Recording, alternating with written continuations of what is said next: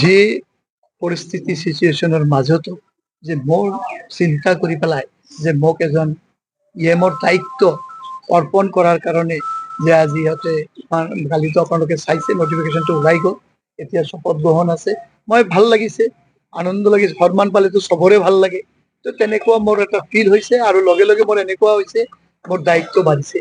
মই ভাবিছোঁ ৰেছপনচিবিলিটি বাঢ়িছে যে বিটিআৰৰ যি 35 লাখ আমাৰ পপুলেশ্যন আছে চবক লৈ চিন্তা কৰি কাম কৰিব লাগিব। তো মই এইটো কাম কৰি যাম আৰু মই ভাবোঁ যে আজি ৰাইজৰ আশীৰ্বাদ মোৰ লগত আছে। তাৰ কাৰণে মুখ্যমন্ত্ৰী মহোদয়, বিটিআৰৰ চিফ মহোদয়, আমাৰ মন্ত্ৰী অশোক সিংহেল ডাঙৰীয়া এখেতে চিন্তা কৰি পেলাই যে মোক যোগ্য বুলি ভাবিছে। মই ভাবোঁ যে মই এখেতক ধন্যবাদ যিমানে দিম এইটো কমো হ'ব।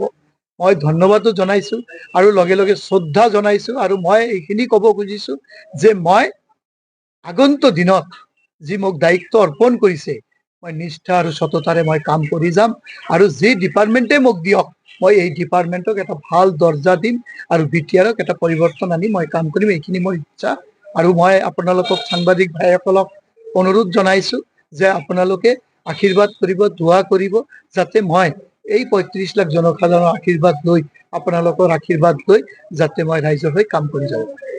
মই শ্ৰীৰামপুৰবাসী ৰাইজে মোক MCLA বনাইছে, মই হাজাৰো কোটি প্ৰণাম এই শ্ৰীৰামপুৰবাসী ৰাইজক দিওঁ। আজি এখেতৰ কাৰণে মই এই জাগাত আহিছোঁ। তো মই শ্ৰীৰামপুৰক কেতিয়াও পাহৰিব নোৱাৰিম।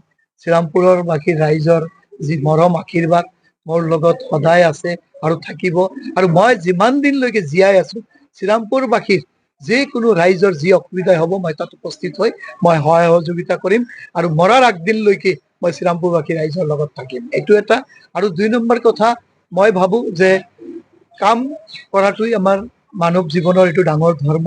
তো মই সেইকাৰণে কাম কৰি যাম। মই ইমান দিন যিমানখিনি কাম কৰিছোঁ মই এইটো ক'লোৱেই আগতে যে মোৰ দায়িত্ব বাঢ়িছে আৰু মই বহুত ভালদৰে কাম কৰি যাম। গোটেই বিটিআৰৰ কাম কৰি যাম, লগে লগে মই শ্ৰীৰামপুৰবাসীৰ লগত থাকি কাম কৰিম।